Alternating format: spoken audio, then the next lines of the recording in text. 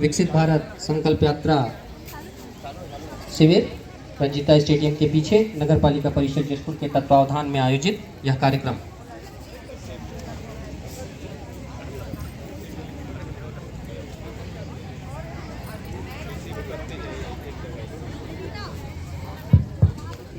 प्रभारी कृपया शीघ्रता करें।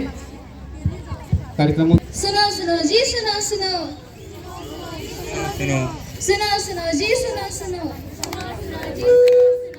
अच्छी बातें अच्छी बातें अच्छी बातें अच्छी बातें सच्ची बातें अच्छी बातें अच्छी बातें अच्छी बातें सुनो सुनो जी सुनो सुनो सुनो सुनो जी सुनो सुनो ऐसा नाटक लाए हैं कभी भूल नहीं पाओगे। ऐसा नाटक लाए हैं कभी भूल नहीं पाओगे।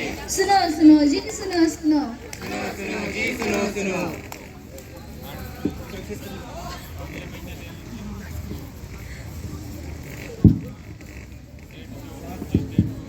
लोग कहते हैं कि हमारा भारत विकास कर रहा है, देश आगे बढ़ रहा है, लेकिन क्या हमारे देश के लोगों की सोच ने विकास किया?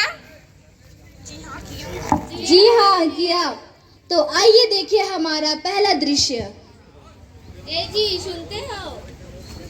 हाँ भाग्यवान, क्यों घर को सर पर उठा रखा है? इस बार ठंडा बहुत ज्यादा है, मुझे लगता है इस बार गर्मी भी बहुत तेज होगी। मैं क्या सोच रही थी, घर में एक एसी लगा ही रखूं। तुम्हारा दिमाग तो खराब नहीं हो गया है? अरे एसी नहीं तो कम से कम एक कूलर ही सही। पागल तो नहीं हो गई हो? पापा पापा, अब मैं नौकरी नहीं कर सकता। अब तुझे क्या हो गया? इतनी दूर बस की धक्का मुक्की की सफर अब सही नहीं जाती। तो क्या? तो मैं सोच रहा था कि एक मोटरसाइकिल ले लूं। एसी, वाह वाह, मोटरसाइकिल, वाह वाह, तुम लोगों का दिमाग तो खराब नहीं हो गया है? ये मैं तुमसे पूछता हूँ कि इसकी उम्र कितनी हो रही है? इसकी उम्र तो 21 साल की हो गई है। तो बेटा, अब हमें चिंता करने की कोई जरूरत नहीं है। क्यों पापा? बेटा, अगले साल तेरी शादी करा देंगे तो दहेज में लड़की वाले टीवी, कूलर, पंखा, एसी, मोटरसाइकिल तो देंगे ही देंगे। अब हमें इन चीजों में पैसा खर्च करने की जरूरत नहीं। वाह जी, आप तो कितने समझदार हैं। वाह पापा, क्या बात कही है। लोग अपने घरों में सामान नहीं खरीदते, लड़की की शादी होगी तो दहेज तो मिलेगा ही। मिलेगा ही। लड़की के पैदा होते ही एक पिता अपने बेटी के लिए दहेज के लिए पैसा इकट्ठा करने लगता है। तो ये है हमारे देश की तरक्की, तो ये है हमारे देश के सोच की तरक्की। अरे देशवासियों, दहेज के प्रति अपना सोच बदले। सोच बदले। तो हमारा पहला दृश्य खत्म हुआ। अब देखिए हमारा दूसरा दृश्य।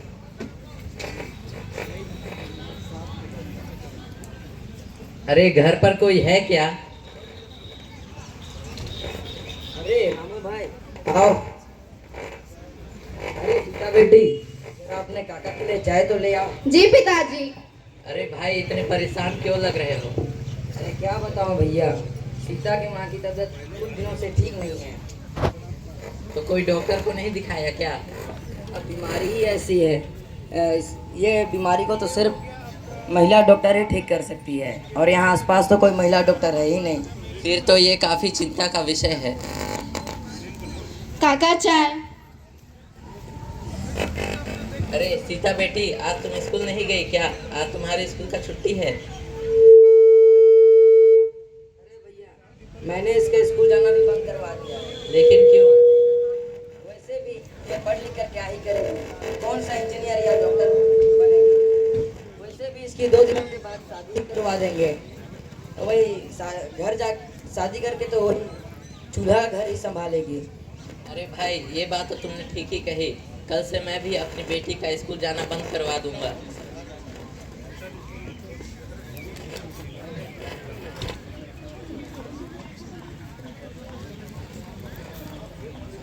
हमारी माँ बहन बेटियों के लिए एक महिला डॉक्टर चाहिए।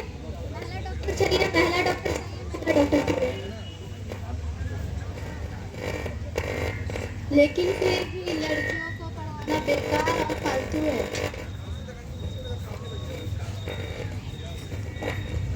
हमारा दूसरा दृश्य भी खत्म हुआ, अब हमारा तीसरा दृश्य देखिए।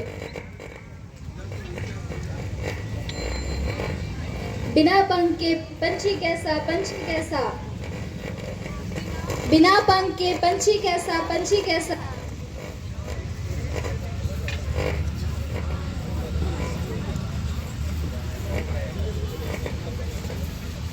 मंगरू आपका चिट्ठी, मंगरू आपका चिट्ठी, मंगरू आपका चिट्ठी, जी नहीं, मंगरू आपका चिट्ठी, मंगरू आपका चिट्ठी, जी नहीं, मंगरू आपका चिट्ठी, जी नहीं, मंगरू आपका चिट्ठी, जी नहीं, मंगरू आपका चिट्ठी, मंगरू आपका चिट्ठी।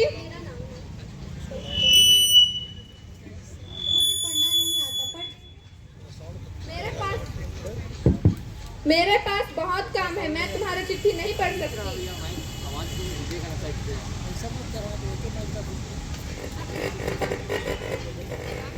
पढ़ देंगे, पढ़ देंगे, आप पढ़ देंगे। आपको पढ़ना आता है?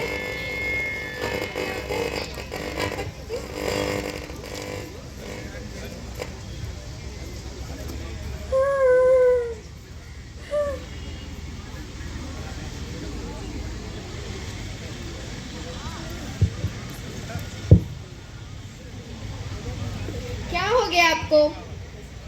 मेरे पास चिट्ठी आई है पर मुझे पढ़ना नहीं आता।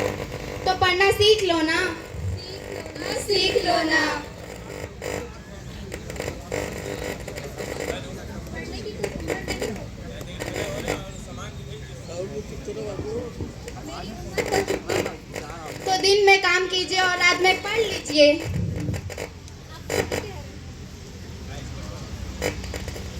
अब मैं भी पढ़ सकती हूँ। बेकार है वो इंसान जो ये सोचता है कि लड़कियों के बाहर निकलने से उनकी घर की इज्जत कम होगी। वो सोच उनका गलत सोच है। और जैसे कि लड़कियां आजकल देख सकते हैं आप